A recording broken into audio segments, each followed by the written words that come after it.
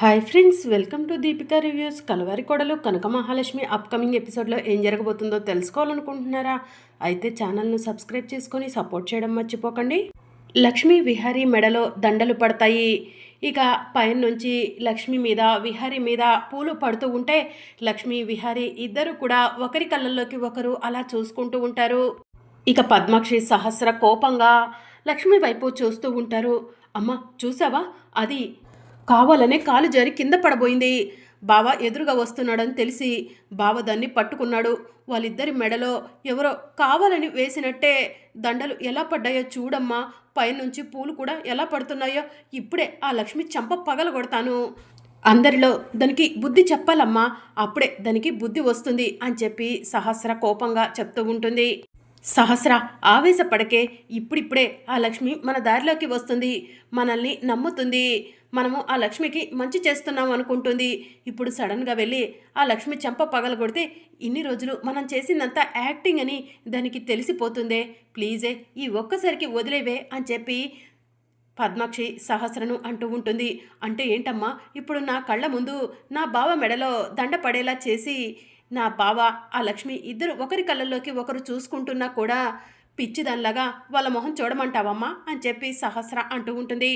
సహస్ర, నేను మేనేజ్ చేస్తాను కదా, నువ్వు ఆగు అని చెప్పి పద్మాక్షి అంటూ ఉంటుంది. ఇక పద్మాక్షి కోపంగా చూడటం యమున చూస్తుంది.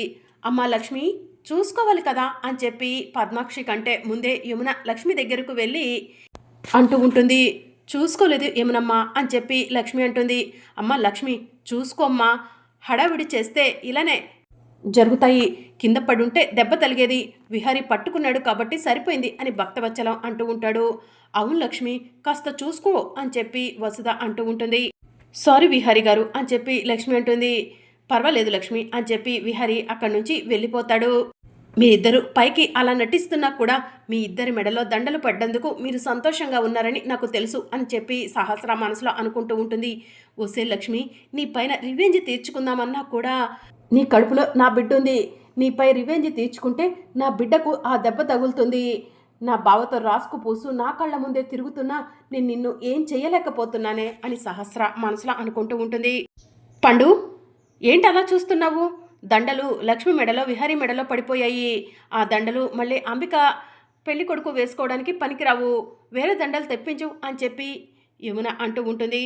చారుకేశ, పెళ్లి కూతుర్ని పెళ్లి కొడుకుని తీసుకొస్తానని విహారీ వెళ్ళాడో లేదో చూడు అని చెప్పి భక్తవచ్చలం చెప్తూ ఉంటాడు. సరే మావయ్య గారు అని చారుకేశ అంబిక రూమ్కి వెళ్తూ ఉంటాడు. అప్పుడు విహారీ ఒక దగ్గర నుంచొని తనలో తానే నవ్వుకుంటూ ఉంటాడు. ఇక చారుకేశ విహారీని చూసి, అల్లుడు, లక్ష్మి మెడలో నీ మెడలో దండలు పడ్డాయని నీలో నువ్వే మురిసిపోతున్నావా అని చెప్పి అడుగుతూ ఉంటాడు. అవును మావయ్య, మా ఇద్దరి పెళ్ళి మీ అందరి సమక్షంలో జరగలేదు కదా, అందుకే ఆ అమ్మవారు మీ అందరి ముందు మా ఇద్దరి మెడలో దండలు పడేలా చేశారు అని విహారీ చెప్తూ ఉంటాడు. నిజంగా చాలా మంచి పని చేశారు విహారీ ఆ అమ్మవారు అని చెప్పి చారుకేశ అంటూ ఉంటాడు. అవును మావయ్య, మీరేంటి ఇలా వచ్చారు అని విహారీ అడుగుతూ ఉంటాడు. ఏం లేదు విహారీ, పంతులు గారు ముహూర్తానికి టైం అయింది అంటున్నారు. అంబికను కరణ్ సింగ్ గారిని తీసుకురమ్మంటున్నారు. నువ్వు వెళ్ళావో లేదోనని మావయ్య గారు నన్ను పంపించారు అని చెప్పి చారుకేశ్ అంటాడు. లక్ష్మి మెడలో నా మెడలో దండలు పడేసరికి నేను ఆ విషయాన్ని మర్చిపోయాను మావయ్య, ఇప్పుడే వెళ్ళి తీసుకొస్తాను అని చెప్పి విహారీ అంటూ ఉంటాడు. పద విహారీ, నేను కూడా వస్తాను అని చెప్పి చారుకేశ్ అంటాడు. చారుకేశ విహారీ ఇద్దరూ కలిసి అంబిక కరణ్ సింగ్ ఉన్న రూమ్ దగ్గరకు వెళ్తారు. మీరిద్దరూ రెడీ అవటం పూర్తయిందా? పంతులు గారు పిలుస్తున్నారు, పూజ జరిపించాలంట మీ ఇద్దరి చేతుల మీద అని చెప్పి చెప్తూ ఉంటారు. వస్తున్నాము అని చెప్పి అంబిక అంటూ ఉంటుంది. ఇక అంబిక కరణ్ సింగ్ ఇద్దరు కూడా అలా నడిచి వెళ్తూ ఉంటే భక్తవచ్చలం అది చూసి సంతోషపడుతూ ఉంటారు. తాతయ్య గారు, ఇన్ని రోజుల తర్వాత మీ కళ్ళల్లో సంతోషం చూస్తున్నాను అని లక్ష్మి అంటూ ఉంటుంది. నాకు నిజంగా చాలా సంతోషంగా ఉందమ్మా లక్ష్మి అని భక్తవచ్చలం చెప్తూ ఉంటాడు. అలాగే నీ దత్తత కార్యక్రమం పూర్తయి ఉంటే ఇంకా సంతోషంగా ఉండేదాన్ని అని భక్తవచ్చలం అంటూ ఉంటే ఆ అమ్మవారు ఏ సమయంలో ఎలా జరగాలని రాసి పెడతారో అలానే జరుగుతుంది తాతయ్య గారు, ఆ విషయం గురించి మర్చిపోండి అని చెప్పి లక్ష్మి అంటుంది. సరే అమ్మ లక్ష్మి అని చెప్పి భక్తవచ్చలం అంటూ ఉంటాడు. ఇక మరోవైపు ఫోన్ రింగ్ అవుతూ ఉంటుంది. అటుగా వెళ్తున్న యమున ఫోన్ చూసి, ఇది విహారీ ఫోన్లా ఉందే, విహారీ ఇక్కడే ఎక్కడైనా ఉండుంటాడా అని అటు ఇటు చూస్తూ ఉంటుంది. విహారీ ఎక్కడా కనిపించకపోవడంతో ఏదైనా ఇంపార్టెంట్ కాల్ ఏమో అని అంబిక ఫోన్ లిఫ్ట్ చేసి, హలో ఎవరు అని చెప్పి అడుగుతూ ఉంటుంది. మేడం, సార్ లేరా అని చెప్పి అడుగుతూ ఉంటారు. సార్ లేరు బాబు, పెళ్లి పనుల్లో బిజీగా ఉన్నారు, నువ్వెవరో చెప్పు అని చెప్పి యమున అడుగుతూ ఉంటుంది. సార్, ఒక ఫోన్ని రిపేర్కి ఇచ్చారు మేడం. ఆ ఫోన్ని రిపేర్ చేయాలంటే అందులో ఉన్న డేటా మొత్తాన్ని డిలీట్ చేయాలి అని చెప్పి రిపేర్ చేసే అతను చెప్తూ ఉంటాడు. ఆ ఫోన్ నాదే బాబు, అందులో ఉన్న డేటా నాకేమీ అంత ఇంపార్టెంట్ కాదు, డిలీట్ చేసేయి, ఫోన్ని త్వరగా రిపేర్ చేసేయి బాబు అని యమున చెప్తూ ఉంటుంది. సరే మేడం అని చెప్పి షాప్ అతను ఫోన్ కట్ చేస్తాడు. ఇక యమున ఈ విషయాన్ని విహారీకి చెప్పాలి అని మనసులో అనుకొని విహారీ విహారీ అని చెప్పి విహారీ కోసం వెతుకుతూ ఉంటుంది. అప్పుడే విహారీ యమునకు ఎదురు వచ్చి ఏంటమ్మా పిలుస్తున్నావు అని చెప్పి అడుగుతూ ఉంటాడు. నాన్న విహారీ, నా ఫోన్ని రిపేర్కి ఇచ్చావంట కదా, దానిలో ఉన్న డేటా డిలీట్ చేస్తేనే ఫోన్ రిపేర్ చేయవుతుందని సెల్ షాప్ అతను ఫోన్ చేశాడు అని చెప్పి యమున విహారీకి చెప్తూ ఉంటుంది. మరి నువ్వేం చెప్పావమ్మా అని విహారీ అడుగుతూ ఉంటాడు. డేటా నాకేం ఇంపార్టెంట్ నాన్న, డేటా డిలీట్ చేసి ఫోన్ని రిపేర్ చేయమని చెప్పాను అని చెప్పి యమున చెప్తూ ఉంటుంది. ఎంత పని చేశావమ్మా, ఆ ఫోన్లో ఇంపార్టెంట్ డేటా ఉంది, నేను ఇప్పుడే వస్తానమ్మా అని విహారీ కంగారుగా బయలుదేరుతూ ఉంటాడు. నాన్న విహారీ, ఇంట్లో అంబిక అత్తయ్య పెళ్లి పనులు జరుగుతుంటే ఎక్కడికి ఇప్పుడు అని చెప్పి యమున పిలుస్తూ ఉంటుంది. చాలా ఇంపార్టెంట్ అమ్మా అని విహారీ కంగారుగా వెళ్తూ ఉంటాడు. ఇదంతా కూడా సహస్ర దూరం నుంచి చూస్తూ ఉంటుంది. అమ్మా, ఈ విషయం గురించి నన్ను అంతగా పట్టించుకోవద్దంది, కానీ బావ చూస్తే చాలా కంగారుగా వెళ్తున్నాడు. అసలు బావ కంగారుగా ఎందుకు వెళ్తున్నాడు, అంత ఇంపార్టెంట్ డేటా ఏమై ఉంటుంది అని చెప్పి సహస్ర మనసులో అనుకుంటూ ఉంటుంది. బావను ఫాలో అవుతే విషయం ఏంటో తెలుస్తుంది, ఈ విషయం అమ్మకు చెప్పకుండా వెళ్ళిపోవాలి అని సహస్ర మనసులో అనుకొని విహారీ వెళ్తున్న కారు వెనుకే తను కూడా వెళ్ళటానికి కార్ డోర్ ఓపెన్ చేస్తూ ఉంటుంది. ఇక అప్పుడే పద్మాక్షి వచ్చి సహస్ర ఎక్కడికే అని చెప్పి అడుగుతూ ఉంటుంది. అమ్మా, అది అది అని సహస్ర అంటూ ఉంటుంది. ఎక్కడికంటే సమాధానం చెప్పవేంటే అని చెప్పి పద్మాక్షి అడుగుతూ ఉంటుంది. బావా ఫోన్ రిపేర్కి ఇచ్చాడని చెప్పాను కదమ్మా, ఆ ఫోన్లో డేటా డిలీట్ చేస్తేనే రిపేర్ అవుతుందని ఇప్పుడే సెల్ షాప్ అతను ఫోన్ చేశాడు. అత్తయ్యకు ఆ విషయం తెలియక డేటాని డిలీట్ చేయమన్నారు. బావ మాత్రం అందులో డేటా చాలా ఇంపార్టెంట్ అని కంగారుగా వెళ్ళారమ్మా. అసలు అందులో ఏం డేటా ఉందో తెలుసుకోవడం కోసం బావని ఫాలో అవుతున్నానమ్మా అని చెప్పి సహస్ర అంటూ ఉంటుంది. పిచ్చి పట్టిందానే నీకు, నీ ముందు ఉన్న సమస్యలు చాలవా, ఇంకా సమస్యలను కొని తెచ్చుకుంటా అంటున్నావు. విహారీ నిన్ను కనిపెట్టట్లేదు అనుకుంటున్నావు, కానీ విహారీ ఒక కంట నిన్ను కనిపెడుతూనే ఉన్నాడే.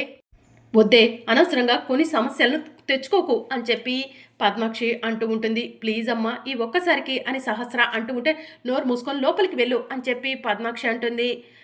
ప్లీజ్ అమ్మా అని సహస్ర అంటూ ఉంటే సహస్ర అనవసరంగా మొన్న 2 సార్లు నా చేత చెంపదెబ్బలు తిన్నావు, ఇప్పుడు మళ్ళీ చెంపదెబ్బలు తినాలనుకుంటున్నావా అని పద్మాక్షి అంటుంది.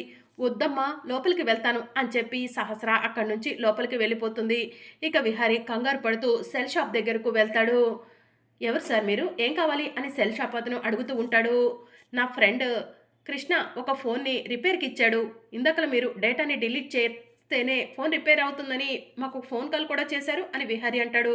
అవును సార్, మేడం డేటాని డిలీట్ చేయమన్నారు కదా, ఆ ప్రాసెస్లోనే ఉన్నాను అని చెప్పి సెల్ షాప్ అతను చెప్తూ ఉంటాడు. ప్లీజ్ ఆ ప్రాసెస్ని వెంటనే ఆఫ్ చేయండి, దాంట్లో ఉన్న డేటా డిలీట్ చేయొద్దు అని విహారీ అంటూ ఉంటాడు. సార్, డేటా డిలీట్ చేయకపోతే ఫోన్ రిపేర్ చేయదు కదా సార్ అని చెప్పి షాప్ అతను చెప్తూ ఉంటాడు. నాకు అందులో ఉన్న డేటా చాలా ఇంపార్టెంట్, ప్లీజ్ మీకు చేత కాకపోతే ఫోన్ ఇలా ఇవ్వండి, నేను బయట రిపేర్ చేయించుకుంటాను అని చెప్పి విహారీ అంటాడు. సార్, అయితే ఈ డేటా అంతా కూడా ఒక పెన్ డ్రైవ్లోకి పంపిస్తాను, ఆ తర్వాత డిలీట్ చేస్తాను, ఆ తర్వాత రిపేర్ చేస్తాను అని చెప్పి షాప్ అతను అంటూ ఉంటాడు. నిజమా మీరు చెప్పేది అని విహారీ అంటాడు. అవును సార్, డేటా అంతా కూడా పెన్ డ్రైవ్లోకి పంపించవచ్చు కదా అని చెప్పి సెల్ షాప్ అతను అంటూ ఉంటాడు. అయితే వెంటనే ఆ డేటాని పెన్ డ్రైవ్లోకి పంపించి పెన్ డ్రైవ్ నాకు ఇస్తారా అని విహారీ అడుగుతూ ఉంటాడు. 2 మినిట్స్ కూర్చోండి సార్, ఇస్తాను అని చెప్పి సెల్ షాప్ అతను చెప్తూ ఉంటాడు. ఇక సెల్ షాప్ అతను చెప్పిన విధంగానే విహారీ కూర్చుంటాడు. ఈలోగా సార్ ఇదిగోండి డేటా అంతా పెన్ డ్రైవ్లోకి అప్లోడ్ అయిపోయింది అని చెప్పి చెప్తూ ఉంటాడు. ఏది ఒకసారి ఇలా ఇవ్వండి అని విహారీ ఆ పెన్ డ్రైవ్ని తన ఫోన్కి కనెక్ట్ చేసుకుంటాడు. అందులో సహస్ర ఆడిన నాటకం అంతా కూడా కళ్ళకు కట్టినట్టు కనిపిస్తూ ఉంటుంది. ఎస్, ఈ వీడియో కోసమే నేను ఇంతలా కష్టపడింది. సహస్ర ఆ రోజు నేను ఏమి చెయ్యకపోయినా కూడా ఏదో చేశానని అందరినీ నమ్మించింది. సహస్ర కడుపులో పెరుగుతున్న బిడ్డకి నేను తండ్రిని కాకపోయినా నేనే తండ్రినని అందరినీ నమ్మిస్తుంది. సహస్ర కడుపుకు నాకు ఎలాంటి సంబంధం లేదని చెప్పి నేను అందరి ముందు చెప్పేస్తాను. మొన్న తాతయ్య ఆరోగ్య పరిస్థితి దృష్టిలో పెట్టుకొని సహస్ర చేసిన మోసాన్ని నా గుండెల్లోనే ఉంచుకున్నాను. కానీ ఈరోజు నేను ఈ విషయాన్ని నా గుండెల్లో ఉంచుకోవటం వల్ల లక్ష్మికి అన్యాయం జరుగుతుంది. లక్ష్మి నన్ను తప్పుగా అర్థం చేసుకుంటుంది. సహస్ర కడుపులో బిడ్డకి నాకు ఎలాంటి సంబంధం లేదని లక్ష్మి ముందే అందరికీ చెప్పేస్తాను అని చెప్పి విహారీ మనసులో అనుకొని పెన్ డ్రైవ్ తీసుకొని ఇంటికి బయలుదేరతాడు. ఇక మరోవైపు ఇంట్లో అంతా కూడా హడావిడిగా పెళ్లి పనులు జరుగుతూ ఉంటాయి. అంబిక కరణ్ సింగ్లు పూజ చేస్తూ ఉంటారు. ఇక విహారీ అప్పుడే ఇంటికి వస్తాడు. సహస్ర విహారీకి ఎదురు వెళ్ళి, బావా ఎక్కడికి వెళ్ళావు? నీకోసం చాలాసేపటి నుంచి వెతుకుతున్నాను అని చెప్పి అడుగుతూ ఉంటుంది. ఇక విహారీ సహస్రను పట్టించుకోకుండా వెళ్ళిపోతూ ఉంటాడు. బావా నిన్నే అడిగేది, ఎందుకు బావా నన్ను అవాయిడ్ చేస్తున్నావు? నేను చేసింది తప్పని ఒప్పుకున్నాను కదా, అయినా కూడా ఎందుకు బావా నన్ను అవాయిడ్ చేస్తున్నావు? ఎన్ని రోజులు ఇలా అవాయిడ్ చేస్తావు బావా అని సహస్ర అంటూ ఉంటుంది. సహస్ర ఇలారా అని చెప్పి విహారీ సహస్రను లాక్కొని రూమ్లోకి వెళ్తాడు. ఏంటి బావా ఇలా చేస్తున్నావు అని సహస్ర కోపంగా అడుగుతూ ఉంటుంది. ఒక్క నిమిషం ఆగు సహస్ర అని విహారీ తన ఫోన్లో ఉన్న వీడియోని సహస్రకు చూపిస్తూ ఉంటాడు. ఏంటి సహస్ర ఇదంతా అని విహారీ అడుగుతూ ఉంటాడు. బావా ఈ వీడియో నీకెక్కడిది అని సహస్ర అడుగుతూ ఉంటుంది. నువ్వు చేసిన మోసం కుట్ర ఎవరూ చూడలేదనుకున్నావు, కానీ పైన ఆ దేవుడు అనేవాడు ఉన్నాడు సహస్ర, దీన్నంతా కూడా ఆ దేవుడే క్యాప్చర్ చేశాడు అని చెప్పి విహారీ అంటాడు. చెప్పు సహస్ర, ఇప్పుడు చెప్పు, ఎవరితో తిరిగితే నీకు కడుపు వచ్చింది? నీ కడుపులో బిడ్డకి ఎవరు తండ్రి అని విహారీ నిలదీస్తూ ఉంటాడు. బావా పిచ్చి పిచ్చిగా మాట్లాడకు అని చెప్పి సహస్ర అంటుంది. పిచ్చి పిచ్చిగా మాట్లాడుతుంది నేను కాదు సహస్ర, నువ్వే. నేను ఏ రోజు కూడా నేను టచ్ చేయలేదు. మొన్న తాగిన మైకంలో టచ్ చేశానని అందరి ముందు నేను తప్పు చేసిన వాళ్ళగా నిలబెట్టావు. దానికి కారణమే ప్రెగ్నెన్సీ అంటూ అందరిలో నన్ను బ్లేమ్ చేశావు. నీ కడుపులో బిడ్డకి నేను తండ్రిని కాదు. ఎవరితో అక్రమ సంతానం కనాలనుకుంటున్నావు? ఎవరితో అక్రమ సంబంధం పెట్టుకున్నావు అని విహారీ అడుగుతూ ఉంటాడు. బావా పిచ్చి పిచ్చిగా మాట్లాడుతున్నావు, నువ్వు మాట్లాడుతున్న మాటల కోపం వస్తుంది అని సహస్ర కోపంగా డోర్ ఓపెన్ చేసి బయటికి వెళ్ళబోతూ ఉండగా, సహస్ర నేను అడుగుతున్న ప్రశ్నలకు సమాధానం చెప్పేళ్ళు అని విహారీ గట్టి గట్టిగా పిలుస్తూ ఉంటాడు. ఇక సహస్ర డోర్ ఓపెన్ చేసేసరికి ఎదురుగా లక్ష్మి ఉంటుంది. లక్ష్మిని చూసి సహస్ర ఒక్కసారి షాక్ అవుతుంది. మరి అప్కమింగ్ ఎపిసోడ్లో ఏం జరగనుందో తెలుసుకోవాలనుకుంటున్నారా? అయితే ఛానల్ను సబ్స్క్రైబ్ చేసుకొని సపోర్ట్ చేయడం మర్చిపోకండి. Thank you for watching.